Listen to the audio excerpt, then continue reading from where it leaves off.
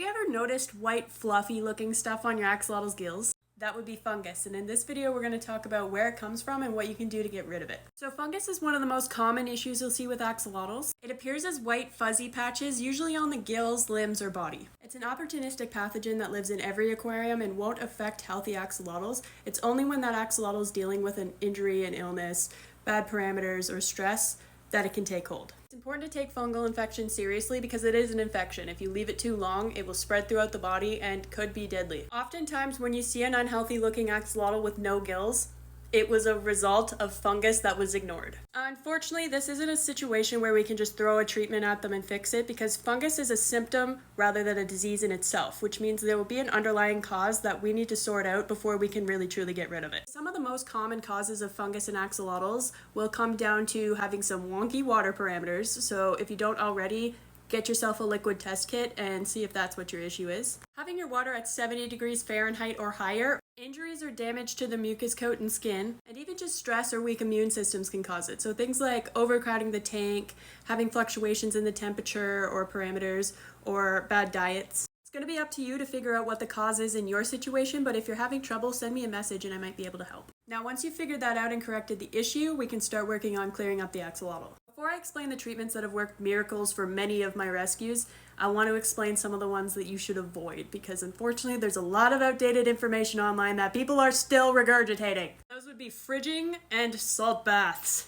Fridging is the act of tubbing an axolotl in your fridge for that lower temperature to slow down their metabolism in order to buy you time in a life or death situation to get the axolotl to a vet. Most cases of axolotl fungus will not be life or death unless you've just ignored it for months. You'll also see salt baths recommended all over the internet, and it's mostly because they can be really beneficial to fish, and people just look at axolotls like they're fish. They're not. They're amphibians, and you don't want to be putting an amphibian in salt. The problem with salt is that while it might make the fungus fall off, it will also damage the axolotl's mucus layer and its skin, causing little lesions that will most likely cause that fungus to come back even easier now than the first time. This is one of those times where I wish I could delete an entire part of the internet because treating fungus shouldn't be a difficult thing, but so many people come across this bad advice of salt baths and it ends up becoming a multi-month thing because it'll just keep coming back now. Instead of fridging or salt baths, I would recommend tea baths or methylene blue.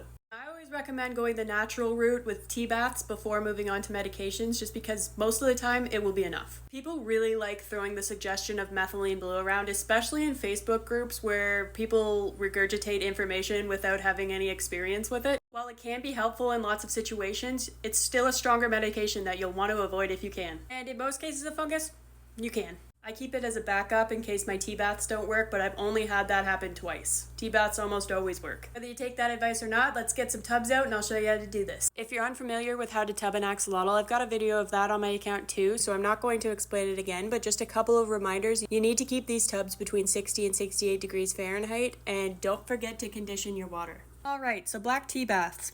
The reason they're really beneficial to axolotls with fungus is because of the tannins they release into the water, which is what turns your water brown when you're steeping black tea. These tannins have antifungal properties and also promote healing really well. If you've heard of people using Indian almond leaves for axolotls, bettas, or other fish, it's similar to that and the tannins they release. This is just more concentrated. In fact, I often recommend using both black tea and almond leaves. So you would use the black tea baths in here, and then when they're hanging out in here between baths, you can add an almond leaf in there. I also recommend adding an almond leaf or two to their tank once you're done with this treatment. Now the black tea you get matters. You want a pure organic type with no added ingredients.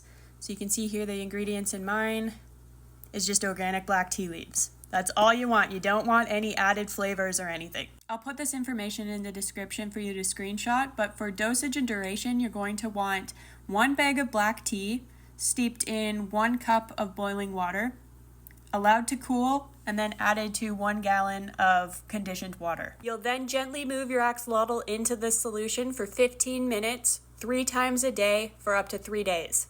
This is the color you're looking for. Now you can set a timer for 15 minutes, and once it goes off, you can move the axolotl gently from this tub into the next prepared tub you had. I've added an Indian almond leaf to mine, like I said, but you don't need to. And then once it's in here, you can dump this and start preparing this for the next bath. Now, in the rare case that 3 days of tea baths doesn't work, you can move on to the methylene blue. Interestingly enough, this stuff was supposed to be a dye, until people figured out that it also has really good antibacterial and antifungal properties. So there's your warning. This will dye everything you touch blue. Once again, I'll have this listed in the description for you to take a screenshot of, but the dosage and duration of this bath will be about 2 drops per gallon. You're aiming to get the water to be about this blue. The 0 parts per million results for the nitrite test in the API Freshwater Master Test Kit. This is only about half the dosage that the bottle recommends, just letting you know.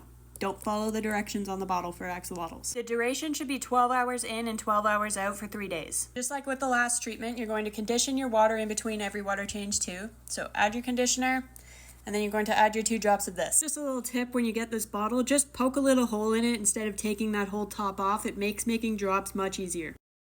And then use a little stirring stick to stir it around so that you don't dye your fingers. But this is about the color you're looking for. Just a little heads up for my leucistic or albino keepers. This could potentially dye their skin or fungus a little bit, so just keep that in mind. It will go away over time. Now gently move your axolotl in. Pretend I have somebody in here.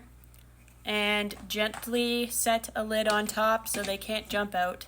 Of course, keep a turkey baster handy so that you can suck up any little poops as you see them to save that water quality. But yeah, 12 hours in this solution, and then you're going to move them to this fresh water for the next 12 hours as a break. And then you're going to prepare this again. Move them into there, and you're going to do that 3 times. By the end of this process, the axolotl fungus should have fallen off, and it should be ready to move back into its tank as long as you've corrected whatever caused the fungus in the first place.